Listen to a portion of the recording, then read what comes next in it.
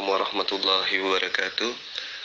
Alhamdulillah, puji syukur kita panjatkan kehadirat Allah Subhanahu wa taala. Pada kesempatan kali ini saya kembali mempersembahkan dialog saya dengan saudara Ferguson dengan harapan materi yang ada di dalamnya ini bisa menambah wawasan kita. Saya berharap kepada sahabat sekalian, mohon kiranya agar supaya komentar-komentar kita itu menghindari saling hujat, ya. Tujuan daripada channel ini itu bukan untuk kita saling menghujat atau saling mencaci maki, tetapi tujuan daripada channel ini adalah membuka wawasan kita untuk memahami dan mempermantap iman kita terhadap agama kita, serta membentengi iman kita, keluarga kita, keturunan kita dari gerakan-gerakan yang bisa melunturkan iman kita terhadap ajaran agama Islam. Hanya itu tujuan channel ini dibentuk, bukan untuk kita saling menghujat, karena niat daripada apa yang kami lakukan di dalam grup debat lintas agama itu bukan untuk saling mencaci maki atau saling menjelek-jelekkan satu sama yang lain. Tujuan kami itu hanya membentengi, menghalangi, menyadarkan teman-teman yang acap kali menghujat dan menghina ajaran Rasulullah Muhammad SAW. Kalau di dalam debat kami itu ada saling hujat, tolong jangan diikuti itu, jangan dicontoh. Itu karena kami terjun langsung, berdialog langsung dengan para pelaku. Jadi ketika ada suara tinggi atau ada sedikit tekanan, itu jangan terpengaruh. Sahabat tetap adem, biarkan kami yang bertempur di lapangan. Jangan para sahabat yang juga ikut bertempur di kolom komentar, karena itu akan mencederai misi daripada berdirinya channel ini, gitu loh. Kita kan awam, ya, seperti apa sih agama Syiah di luar daripada Islam. Nah, kita udah tahu, cukup itu aja. Bentengi akidah kita dengan amalan-amalan dan ilmu. Kita tidak perlu mencaci maki. Saya kira seperti itu para sahabatku sekalian, dimanapun Anda berada. Mudah-mudahan apa yang saya sampaikan ini bisa dipahami dan dimengerti. Seperti itu saya akhiri. Wabillahi taufiq wal hidayah. Assalamualaikum warahmatullahi wabarakatuh. Bagaimana kemudian kamu bisa mengenal Tuhanmu kalau kamu tidak membaca? Itu dulu. Membaca dengan akal budi, memahami, yang menelaah, itu pasti, ya kan? Nah, karena diperintahkan mengasihi dengan akal, maka tidak boleh akal-akalan, tidak boleh asal imani, tapi harus berdasar terhadap akal. Artinya kita diperintahkan untuk menelaah, bukan hanya imani saja. Apa yang dikatakan pendeta langsung diimani, apa yang dikatakan gereja langsung diimani. Ya harus didasari dengan ilmu. Akal itu artinya ilmu, bukan akal artinya akal-akalan, asal imani saja, bukan. Jadi ketika Yesus mengatakan sembahlah Tuhanku, ya, dan Tuhanmu, ya, coba Anda pikirkan, maksudnya apa itu? Apakah Yesus itu Tuhan yang bertuhan atau gimana ceritanya? Kami itu bukan Islam. Kalau Islam, Ustadz ngomong apa aja seenak jidat bakal didengerin, gak bakal dibantah, gak bakal dibantah. Beda sama Kristen. Kalau ada pendeta yang kiranya menyampaikan ayat Alkitab tidak sesuai dengan konteks dan tidak sesuai dengan apa yang tertulis, ya, pastinya Kristen berani menegur itu, gitu loh. Kalau Ustadz gak ada yang berani menegur, mau ngomong apa ke Ustadznya, bahkan Ustadz bilang balonku ada 5 meletus 3, ya pasti percaya. pasti percaya gitu loh. Ngomong apa aja tuh Ustadz Bangun Samudra tuh kalau bahas Alkitab itu umatnya percaya aja tuh, padahal ngomongnya salah-salah. Coba deh lihat YouTube-nya Ustadz Bangun Samudra. Ngomongnya ngawur banget dan bahkan absurd ya. Absurd gitu. Absurd kalau dia bahas Alkitab. Tapi ya semua umatnya tersanjung, wah hebat ini Ustadz. Katanya lulusan Vatikan, mana ada Vatikan bikin kampus. Wek. Udah gitu mana lagi kamu bilang ayat Yesus itu sembahlah Tuhanku dan Tuhanmu, mana ayatnya? Jangan ngawur lah, di Alkitab gak ada yang bilang kayak gitu. Yesus justru mengajarkan dalam Markus 12 ayat 29 seperti yang sering saya ajarkan ke kamu. Dengarlah hai Israel, Tuhan Allah kita, Tuhan itu Esa. Kan di situ sudah sering saya jelaskan kalau Tuhan Allah, Tuhan itu Esa. Itulah yang Yesus ajarkan selama ini, bahwa Tritunggal itu sudah lama ada. Nah, sekarang pendeta mengatakan Yesus itu adalah jelmaan Tuhan. Yesus itu adalah Allah yang datang dalam rupa manusia.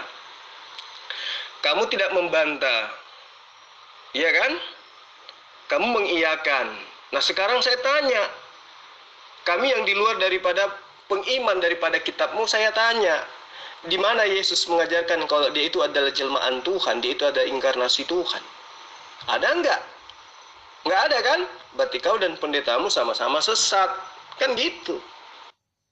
Kalau pendeta mengajarkan seperti itu, dasarnya ada. Ayat Alkitabnya ada. Yohanes 1 ayat 1. Pada mulanya adalah firman. Firman itu bersama-sama dengan Elohim.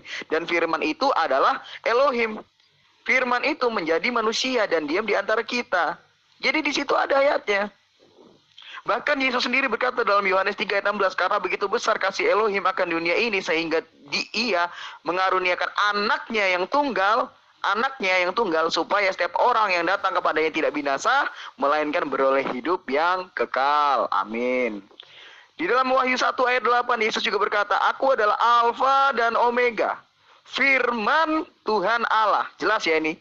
Yesus sendiri memberi pengakuan bahwa dia adalah firman Tuhan Allah yang ada dan yang sudah ada dan yang akan datang, yang maha kuasa.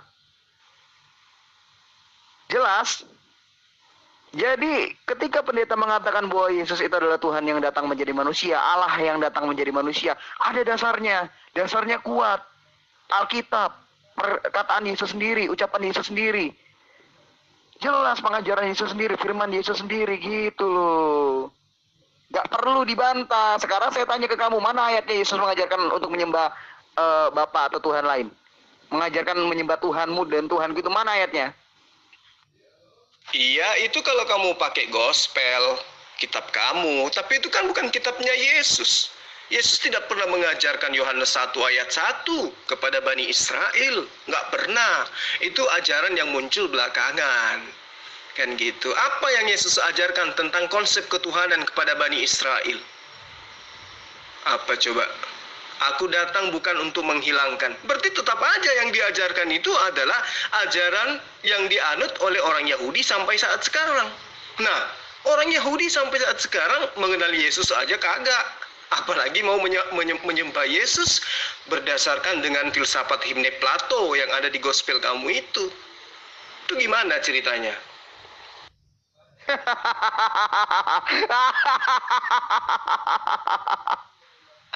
Kau bilang Yesus berkata, aku datang bukan untuk menghilangkan. Kamu kutip dari ayat mana itu? Hey. Itu kamu kutip dari ayat Matius. Dari ayat Matius sendiri kamu kutip itu. Padahal Matius bukan kitabnya Yesus, katamu kan? Nampar mulut sendiri dia. Oke, kalau memang 4 Injil kanonik bukan kitabnya Yesus, ya monggo tunjukkan Injilnya Yesus ya yang tidak pernah dirubah itu ya. Mana Injilnya Yesus yang tidak pernah dirubah? Ayo coba. Aku datang bukan untuk meniadakan, bukan untuk menghilangkan. Lalu kutip dari mana itu? Itu lu kutip dari Matius. Dasar tukang nampar mulut sendiri. Makanya kalau kata-kata epik saya bilang apa? Islam itu ibarat orang yang meminum kencingnya sendiri. Habis dikeluarin dimasukin lagi ke dalam. Ya, kalau misalnya kamu tidak percaya apa yang tertuang di dalam kitabmu sendiri, ya itu urusanmu kan. Saya cuma membantu kamu memahami bahwa Yesus itu datang untuk menggenapi, bukan untuk menghilangkan. Iya kan? Lantas kemudian kau mengatakan, itu kan bukan kitabnya Yesus. Ya memang, tapi penulisnya itu adalah orang yang melakukan penyelidikan. Artinya, apa yang diimani oleh orang Islam melalui Al-Quran, baik itu surah Al-Ma'idah, atau Al-Baqarah, atau Maryam, atau An-Nisa yang menceritakan tentang Yesus, itu benar adanya. Karena wartawan-wartawan pada saat itu jelas mengatakan Yesus mengatakan seperti ini. Nah, kalau kamu tidak percaya, bagaimana mungkin kau percaya kepada Al-Quran? Iya kan? Jelas kan? Surah 4 ayat 171, surah 5 ayat 72 sampai 75. Itu jelas berbicara tentang siapa Isa, siapa Yesus. Jelas kok apa yang diterangkan dalam Al-Quran. Misalnya nih, saya jelaskan, saya bacakan terjemahan di dalam surah Al-Ma'idah. Dan ketika Allah berfirman, "Hai Isa putra Maryam, adakah kamu mengatakan kepada manusia, jadikanlah aku dan ibuku dua orang Tuhan selain Allah?" Isa menjawab, Maha suci engkau. Tidaklah patut bagiku mengatakan apa yang bukan hakku. Jika aku pernah mengatakan, maka tentulah engkau telah mengetahui apa yang ada pada diriku. Dan aku sama sekali tiada mengetahui apa yang ada pada diri engkau. Sesungguhnya engkau maha mengetahui perkara-perkara yang gaib. Aku tidak pernah mengatakan kepada mereka kecuali apa yang engkau perintahkan kepada aku. Apa itu? Sembahlah Allah, Tuhanku dan Tuhanmu, dan adalah aku menjadi saksi terhadap mereka. Kan jelas dikatakan dalam Yohanes 17 ayat 21, Yohanes 17 ayat 23, Yohanes 10 ayat 38, Yohanes 17 ayat 7. Kan jelas sekali dikatakan itu. Segala sesuatu Yesus menurut wartawan tidak bertentangan dengan apa yang diterangkan dalam Al-Quran tentang pribadi Yesus. Masalahnya, kitabmu itu bukan firman Allah, tetapi hanya liputan-liputan wartawan. Dan itu masih mending dipercaya daripada ajaran-ajaran gereja saat sekarang. Iya toh? Nah, itu yang perlu kamu pahami. Jadi, ketika Al-Quran, ketika Yesus mengatakan di dalam Al-Quran misalnya di Al-Ma'idah, sesungguhnya Allah itu Tuhanku dan Tuhanmu. Ini sudah membuktikan bahwa pengajaran Yesus sesuai dengan wartawan, betul. Sesuai dengan wartawan, betul Yesus itu adalah utusan Tuhan. Mau kayak mana lagi coba? Ayo. Di dalam Markus 12 ayat 29, seirama dengan Al-Ma'idah ayat 51. Sudah selesai. Apa yang kau permasalahkan? Mengenai kitabnya Yesus. Anda yang harus menunjukkan itu, karena Al-Quran tidak pernah mengatakan telah dipalsukan. Al-Quran mengatakan merubah-rubah. Mereka merubah-rubah perkataan dari tempatnya. Mereka merubah apa yang telah diberikan kepada Yesus atau Isa sebagai firman Tuhan. Dan itu terbukti. Rubahannya yang kau kitabkan sekarang. Kan gitu.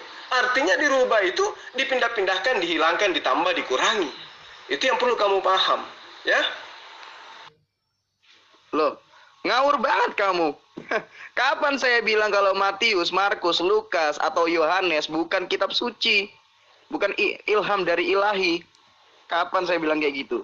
Hah?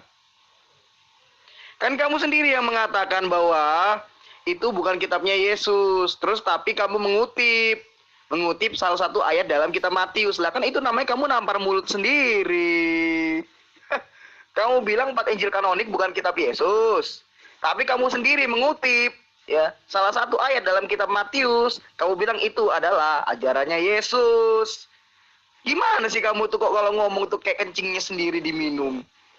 Hah? Terus saya tanya ke kamu, kalau memang 4 Injil kanonik bukan kitabnya Yesus, ngapain kamu kutip salah satu ayat dalam Injil Matius? Kamu bilang itu adalah ajarannya Yesus. Sekarang gini deh, gini. Kalau kamu klaim 4 Injil kanonik itu sudah tercampur, ya sudah, tunjukkan mana Injil asli Yesus yang tidak bisa dirubah. Jangan bilang bisa dirubah, mana mungkin kitab yang memuat huruf dengan detail ya, dengan berbaris terus bisa ditambahin kata-kata nyempil di tengah-tengah kalimat, kan nggak masuk akal.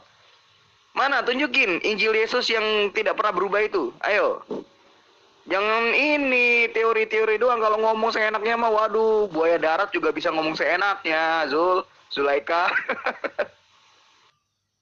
Ya, bukan saya mengatakan itu kitabnya Yesus, tetap aja bukan kitabnya Yesus. Tapi wartawan-wartawan itu menuliskan tentang apa yang dilakukan oleh Yesus. Kan gitu. Yesus mengatakan, aku datang bukan untuk menghilangkan, tapi untuk menggenapin. Nah itu kan perkataan Yesus menurut wartawan-wartawan yang kamu imani catatan-catatannya sebagai firman Tuhan. Kan gitu, berarti seirama dengan Al-Quran yang mengatakan Yesus datang bukan untuk mengatakan sesuatu yang bukan haknya. Saya sudah terangkan kepadamu kan di surah Al-Ma'idah ayat 51 itu. Nah, itu kamu mau ngapain lagi coba? Sementara di kitab yang kamu imani sebagai kitab suci, yang memang bukan kitabnya Yesus, Yesus memang tidak pernah menyentuh apalagi mengetahui tentang perjanjian baru itu. Cuma wartawan-wartawan ini menundali, lalu kemudian kamu imani sebagai kitab suci, itu yang sinkron dengan penyampaian Allah kepada Al-Quran, dalam Al-Quran. Bahwa Yesus itu adalah seorang nabi yang tidak berkata dari dirinya sendiri selain apa yang diperintahkan oleh Allah untuk dia katakan, dan itu juga terekam di dalam kitabmu Yohanes 12 ayat 49 kan gitu.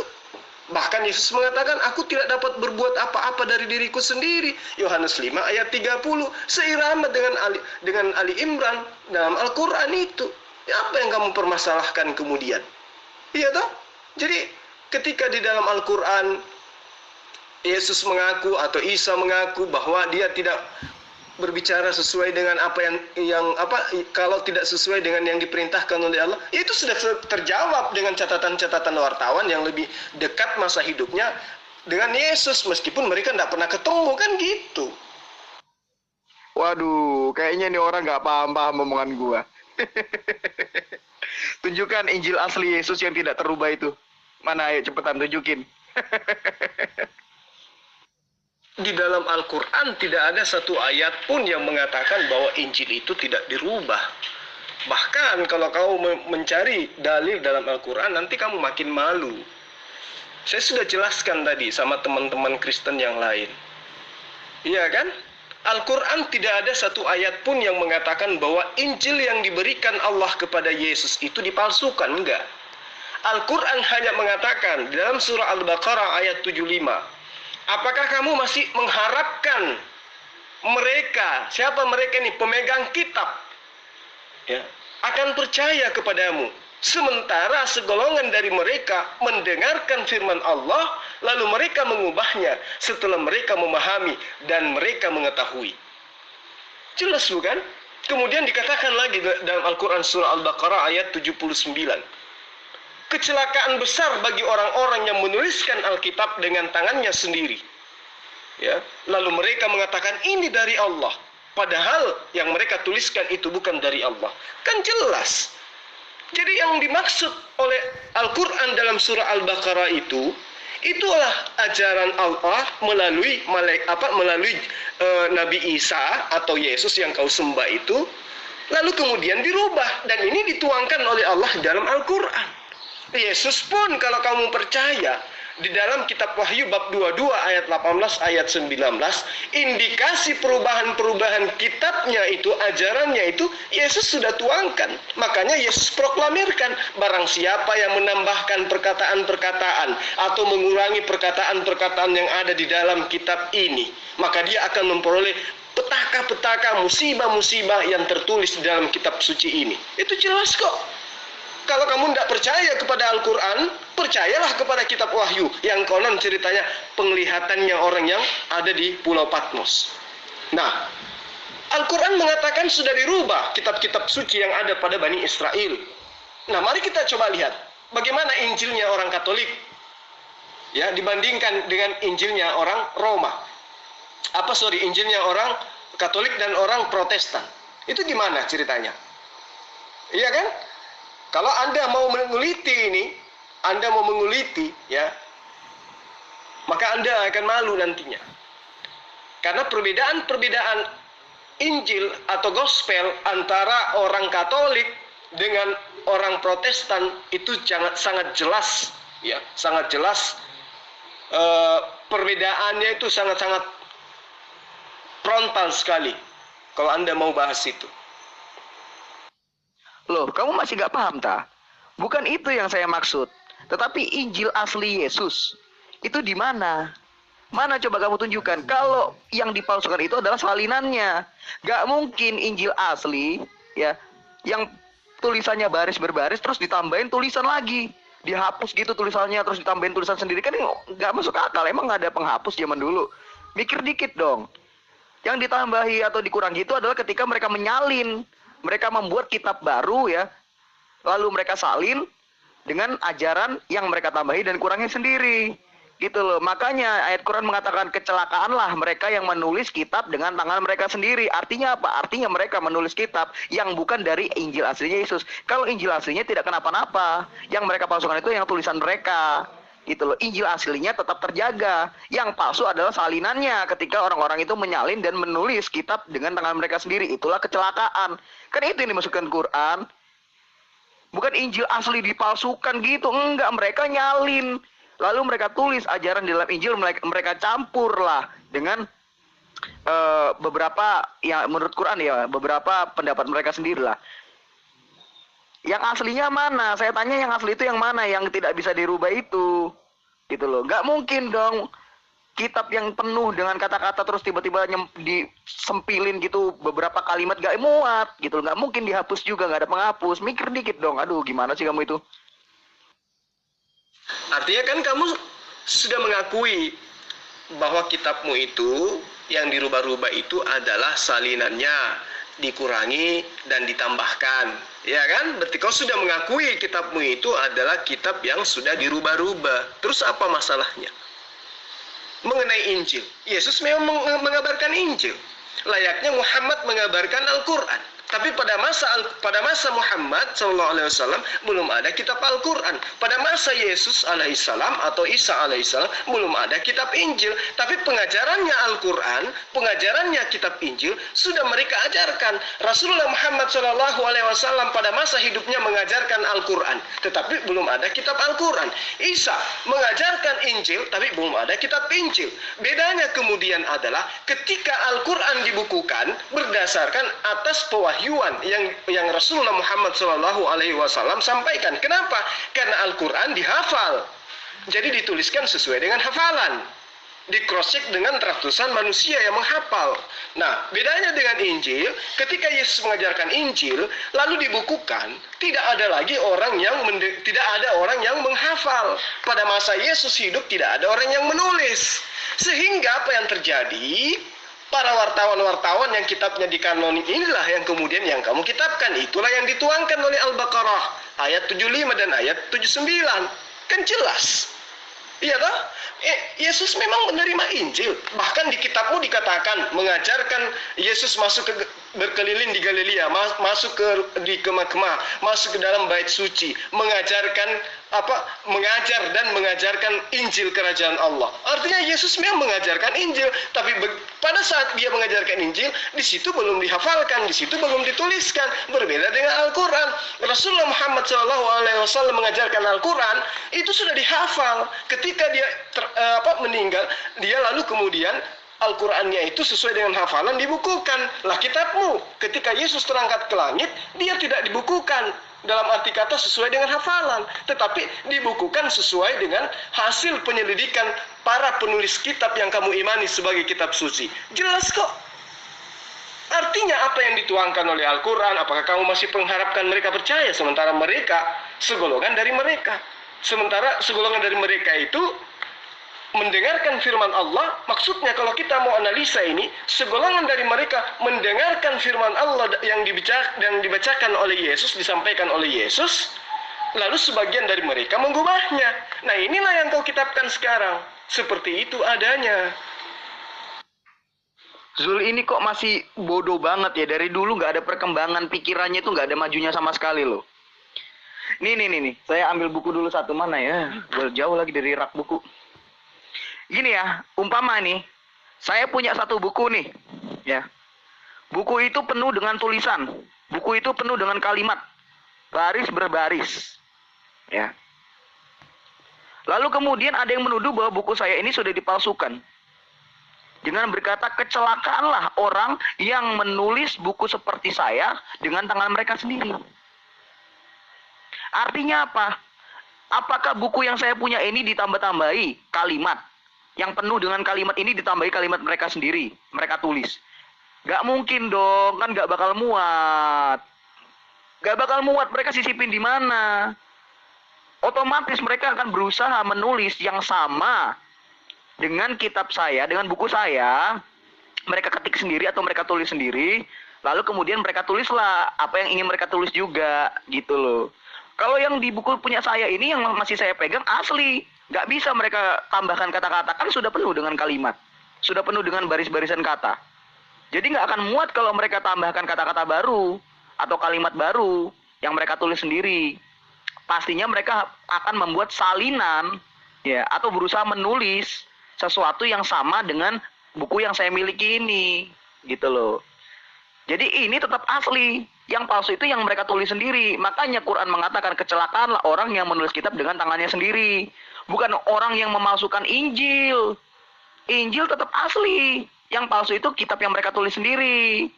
Gitu loh. Nah, sekarang saya minta tolong tunjukkan ke orang muslim yang besar mulut, ya, di mana Injil asli itu yang tidak pernah bisa dirubah.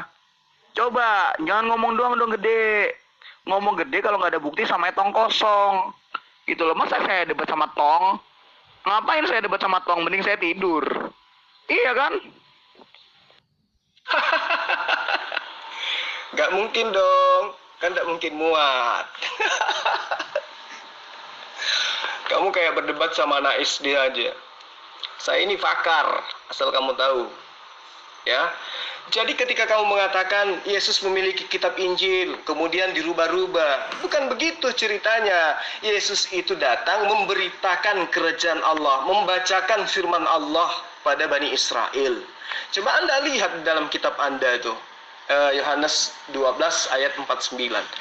Aku berkata-kata bukan dari diriku sendiri. Apa yang aku katakan berdasarkan apa yang diperintahkan oleh Tuhanku, Allah Subhanahu wa Ta'ala, untuk aku katakan dan aku sampaikan. Jelas kok. Ayo. Lalu kemudian di dalam Yohanes 17 ayat 8, segala firman yang engkau berikan telah aku sampaikan kepada mereka, dan mereka percaya bahwa engkaulah yang telah mengutus aku. Nah, jelas kok. Artinya, apa yang diterangkan oleh Al-Quran, orang-orang itu mendengarkan firman Allah dari Yesus, tapi mereka mengubahnya. Nah, karena yang Yesus sampaikan bukan berupa kitab, belum dibukukan, Yesus tidak kasih ke mereka, nah inilah Injil saya berupa kitab nih. Nih, lalu dirubah seperti yang kamu bilang tadi. Kamu cari buku di rak buku kamu, terus kemudian ada orang rubah bukumu. Tidak. Yesus menyampaikan firman Allah berupa Injil namanya. Sama ketika Muhammad SAW menyampaikan Al-Quran bukan berbentuk buku, bukan berbentuk kitab. Tapi sudah dikatakan kitab Al-Quran ini tidak ada keraguan petunjuk bagi mereka yang bertakwa. Padahal kitab Al-Quran belum ada pada zaman itu. Belum ada, tapi sudah dikatakan zalikal kitabul la raiba fihi hudal lil muttaqin. Kitab Al-Quran ini tidak ada keraguan di dalamnya petunjuk bagi orang yang bertakwa. Padahal pada saat proses pewahyuan, kitab Al-Quran itu belum ada. Sama ketika Al-Quran mengatakan Injil diberikan kepada Yesus, belum berbentuk kitab. Tapi dituliskan kemudian, sudah dirubah-rubah. Sesuai apa yang tertera di dalam Al-Quran, surah Al-Baqarah. Kan gitu. Surah Ali Imran, kan jelas. Nah, kemudian Yesus dalam kitabmu juga memberikan indikasi perubahan-perubahan kitab suci. Barang siapa yang menambahkan, barang siapa yang mengurangi perkataan-perkataan di dalam kitab suci ini, maka dia akan memperoleh petaka-petaka sesuai dengan yang tertera di dalam kitab ini.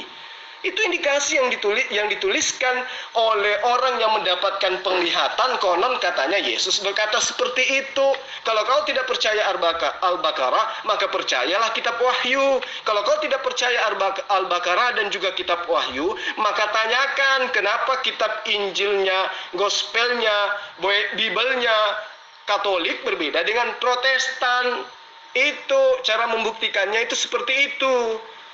Kalau Anda juga tidak sadar juga, tidak paham-paham juga, ya sudah, kamu tidur.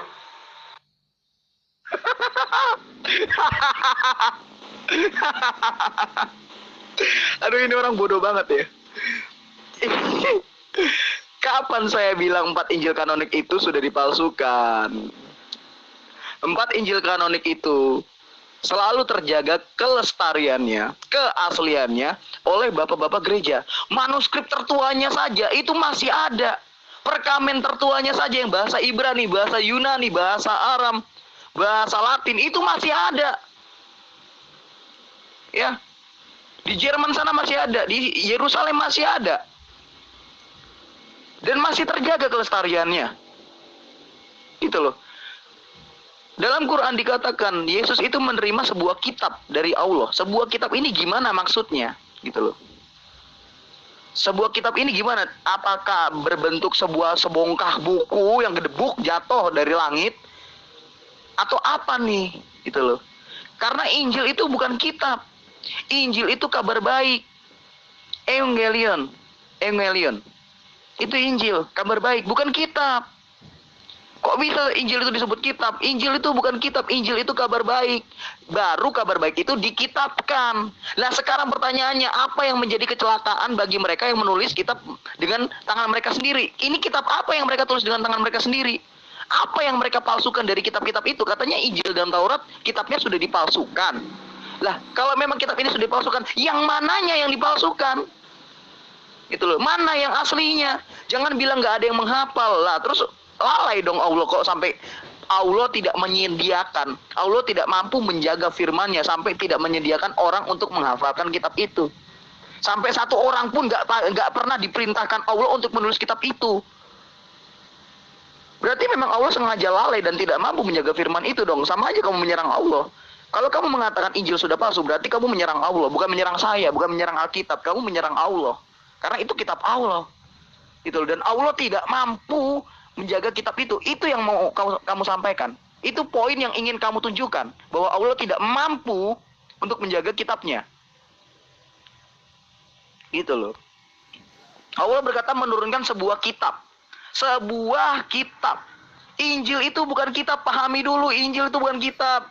Cuman kitabmu aja yang ngomong kalau Injil itu sebuah kitab. Injil itu adalah kabar baik yang dikitabkan. Jadi sebelum dikitabkan, Injil itu bukan kitab. Injil itu suatu kabar baik. Evangelion. Lalu disebutlah Injil. Diadopsilah itu dalam bahasa Arab. Ngawur kan? Kok bisa Injil disebut kitab? Kalau memang Allah merujuk Injil itu adalah kitab, berarti yang dirujuk itu adalah kitab yang sudah ditulis. Kalau Injil belum ditulis, itu namanya Injil bukan kitab, tapi masih kabar baik. Ketika ditulis, barulah menjadi kitab kabar baik, yaitu Injil. Selama tidak ditulis, selama masih dihafalkan, itu bukan kitab, itu kabar baik.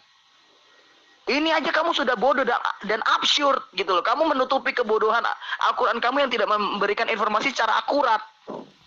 Gak bisa kan kamu tunjukin mana kitab aslinya? Kalau kamu bilang Injil tidak pernah ditulis, berarti Injil bukan kitab. Menurut Quran, Injil itu masih kabar baik. Begitu aja kok susah banget. Jangan melintir sana, melintir sini. Lidah kamu itu udah kayak ular bercabang 2 gitu. Tapi penjelasannya absurd sambil gagap-gagap begitu. Kamu bukan level saya, Zulaika. Ya ampun, pede kali kau bicara seperti itu. Ya, antara Katolik dan Protestan berselisih 2 pasal dalam kitab Daniel. Bahkan kalau kamu jeli melihat, ya, menurut pengakuan orang-orang yang lebih paham daripada kamu, ayat yang ada perselisihannya antara Protestan dengan Katolik itu sampai 160 ayat. Ya, Daniel pasal 3 milik Protestan hanya sampai bab 30. Hanya sampai 30 ayat maksud saya gitu loh. Sedangkan Daniel pasal 3 milik Katolik itu isinya mengandung 90 ayat. Mana yang benar? Katolik punya atau Protestan punya? Terus kamu katakan, mana pernah itu gospel yang 4 itu dirubah-rubah? Nah, ini apa buktinya coba? Ayo. Kamu punya alasan apa untuk membentengi perkataan dustamu itu bahwa kitabmu nggak dirubah-rubah? Bisa kamu jawab? Kalau Bibelnya ya Katolik terdiri 72 kitab, sedangkan Bibelnya Protestan hanya terdiri dari 62 atau 66 kitab. Mana yang benar? Bisa kamu jawab? Ya, kitab Ester milik Protestan hanya sampai pada bab 10. Sedangkan kitab Ester milik Katolik sampai pada bab 16. Antara Katolik dan Protestan berselisih 6 bab atau sekitar 100 ayat. Mana yang benar? Mana yang merubah? Mana yang asli? Kamu itu kalau ngomong jangan kayak orang bingung. Sebentar-sebentar kamu bilang itu bukan kitabnya Yesus. Itu bukan firman-Nya Yesus, itu bukan ilham dari Yesus. Tapi sebentar-sebentar lagi kamu bilang di situ ada kata-katanya Yesus. Gimana sih kalau ngomong itu jangan kayak orang pelin-pelan yang suka nampar mulut sendiri. Kalau saya lihat argumen kamu itu malah yang satu dengan yang lain tuh saling tampar-tamparan gitu loh. Heran saya. Yohanes bukan kitabnya Yesus. Yesus itu tidak pernah berfirman dalam kitab Yohanes. Tapi Yohanes 17 ayat 3 itu ya adalah kata-kata Yesus sendiri, ajaran Yesus sendiri. Lah kan ngawur itu namanya. Makan omongan sendiri. Kenapa kamu jadi suka makan omongan sendiri? Dan ingat ya, kalau Injil belum ditulis itu namanya bukan kitab. Allah bilang menurunkan kitab Injil kepada Isa. Berarti Injil sudah ditulis. Kalau Injil belum ditulis, artinya Injil bukan kitab. Injil hanya kabar baik. Kemudian ketika Injil sudah ditulis barulah disebut kitab Injil. Gitu loh. Allah memberikan kitab Injil kepada Isa. Artinya Injil sudah ditulis, bukan hanya diucapkan secara lisan. Kalau diucapkan secara lisan itu hanya Injil, kabar baik. Kabar baik yang ditulis menjadi suatu kitab, itulah kitab Injil. Ya. Kalau kamu bilang bahwa yang dipalsukan itu adalah kata-kata Yesusnya, bukan kitab Injilnya, ya. Al-Quran sendiri sudah mengatakan, kecelakaanlah bagi orang-orang yang menulis kitab dengan tangannya sendiri. Kitab Taurat dan kitab Injil sudah dipalsukan menurut Quran. Kitab Taurat dan kitab Injil. Kitab itu maksudnya apa sih? Kitab itu yang sudah dibukukan, ya, suatu firman yang sudah dibukukan itu namanya kitab. Masa saya harus ngejelasin definisi kitab ke kamu? Saking kamu nggak pahamnya itu. Catat untuk kamu ya, Injil yang belum ditulis itu namanya bukan kitab. Itu masih kabar baik. Hanya Injil. Gitu. Makanya di dalam ayat Alkitab tidak pernah mengatakan Yesus mengabarkan kitab Injil. Nggak pernah. Yesus hanya mengabarkan Injil kerajaan Allah. Karena Injil itu belum ditulis, maka itu bukan kitab.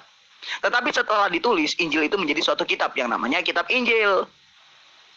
Pernah kamu nemuin ayat Alkitab yang mengatakan Yesus mengajarkan kitab Injil gitu pernah? Nggak pernah. Yesus mengabarkan Injil. Ya, karena itu belum ditulis. Nah, kenapa kitab Yohanes disebut kitab Injil Yohanes? Karena itu ditulis. Kabar baik yang ditulis menjadi suatu kitab dinamakan kitab Injil. Gitu. Dan tidak ada hal yang bisa dipalsukan dari kitab Yohanes, Markus, Matius, Lukas. Kan mereka sudah penuh dengan kata-kata, dimuati dengan barisan-barisan kata yang teratur. Jadi sangat susah untuk menambahkan atau memuatkan tulisan-tulisan sendiri yang ditulis oleh orang lain untuk merubah kitab itu. Tidak mungkin muat. Gitu kan, secara logika kayak begitu. Dan kalau terubah sekalipun pasti akan ketahuan. Karena apa? Karena kita punya manuskrip yang lama, kita punya perkamen yang lama. Salinan boleh beda, tapi perkamen asli tetap sama, tetap satu, masih ada. Gitu ya, jadi nggak bisa dipalsukan. Beda kalau sama Usman tuh cerdik banget, Quran bisa dibakar. Hebat kan? Dari pikiran Usman gini, daripada sayang Quran dimakan kambing, mending gua bakar. Oke, saya ajarin sama kamu ya, supaya kamu tahu bagaimana pandangan Islam terhadap kitabnya orang Kristen. Lihat ini, saya uraikan supaya kamu jangan berulang-ulang pura-pura menjadi orang pintar, tapi aslinya memang bodoh ya. Gini loh, Yesus itu kan menerima Injil, iya kan? Menerima firman Allah, iya toh? Yesus mengajarkan apa yang diperintahkan oleh Allah. Saya bacakan tadi surah Ali Imran, bukan? Nah, dia mengajarkan apa yang diperintahkan oleh Allah untuk disampaikan kepada Bani Israel. Kamu setuju bukan? Karena di dalam kitabmu juga dituliskan oleh Yohanes. Ya toh, meskipun itu bukan kitabnya Yesus, tapi Yohanes sebagai wartawan meliput itu bahwa Yesus pernah mengatakan, aku tidak berkata-kata dari diriku sendiri, tetapi apa yang aku katakan berdasarkan apa yang diperintahkan oleh Allahku Subhanahu wa taala untuk aku katakan dan aku sampaikan. Itu perkataan Yesus. Dalam Al-Qur'an juga dikatakan seperti itu. Iya kan? Kemudian Yesus mengatakan di dalam tulisan daripada orang yang ada di Pulau Patmos, bahwa katanya Yesus itu berkata, barang siapa yang menambahkan dan mengurangi perkataan yang ada di dalam kitabku, maka dia akan memperoleh malapetaka yang tertulis di dalam kitab ini. Kata Yesus menurut pengakuan orang yang menulis kitab Wahyu di dalam Pulau Patmos di Wahyu 22 ayat 18 sampai ayat 19. Iya kan? Kemudian hal ini juga dikatakan oleh Allah dalam surah Al-Baqarah ayat 75 ayat 79.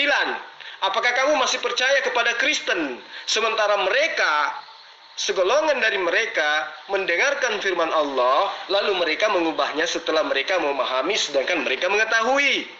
Iya kan? Jelas kan? Lalu kemudian ayat 9, maka kecelakaan yang besarlah bagi orang-orang yang menulis Alkitab. Siapa yang dimaksud? Yohanes, Petrus, kemudian Lukas, Markus, kemudian siapa lagi? Paulus, yang menulis dengan tangan mereka sendiri. Lalu mereka mengatakan ini dari Allah, padahal bukan, itu adalah karangan-karangan mereka. Kan jelas diterangkan dalam Al-Quran. Nah, kalian mengatakan dan mengakui bahwa Yesus itu menerima firman Allah, tertuang di dalam karya tulisnya para pengarang-pengarang kitabmu. Yohanes mengatakan Yesus menerima firman. Nah sekarang pertanyaannya, mana firman yang Yesus ajarkan itu?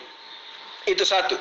Kalian mengakui bahwa Nabi yang sama seperti Musa itu adalah Yesus. Nah sementara syaratnya untuk menjadi seperti Musa, dia harus punya kitab layaknya Musa punya kitab. Di dalam Ulangan 18 ayat 18, aku akan menaruh firmanku di mulutnya. Nah mana firman yang Allah taruh di mulutnya Yesus? Tunjukkan. Kamu mau menunjukkan Lukas. Lukas itu adalah firman yang ada dari mulutnya Lukas. Matius dari mulutnya Matius. Yohanes dari mulutnya Yohanes. Markus dari mulutnya Markus.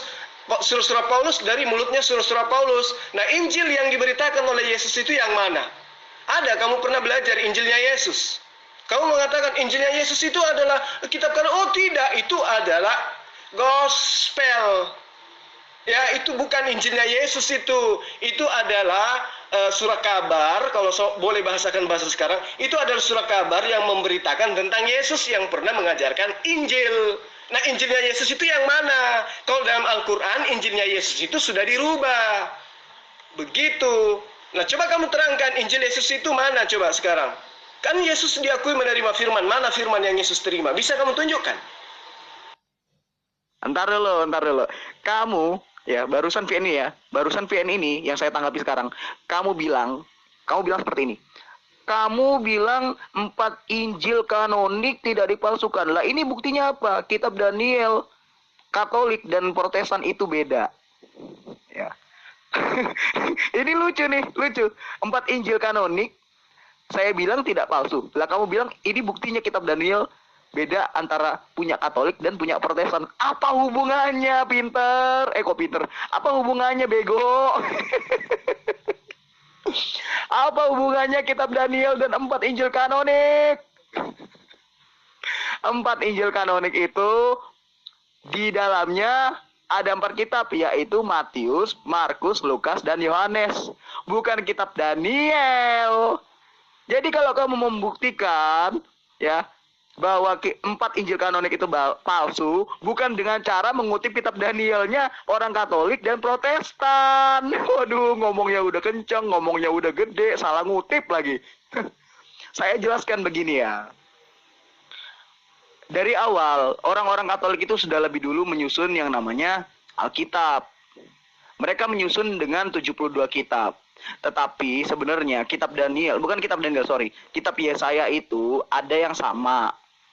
Ya, ada yang sama sampai 2 kitab mereka punya itu. Ada yang sama sampai 2 kitab. Nah, padahal ceritanya mengenai itu juga gitu loh. Nah, menurut Protestan, hal-hal yang seperti itu tidak seharusnya ada. Karena isinya pun sama, memuatnya sama, ya saya juga sama. Jadi kitab-kitab yang kiranya itu ada dua ya, atau memang sudah tidak diperlukan lagi ya, karena memang hukumnya sudah tidak berlaku gitu loh. Maksudnya hukum itu sudah tidak berlaku, maka tidak perlu lagi kitab itu untuk dimasukkan ke dalam Bible. Lagi pula tidak mendukung yang namanya nubuat tentang Mesias gitu. Makanya bagi Protestan bahwa 66 kitab saja sudah cukup.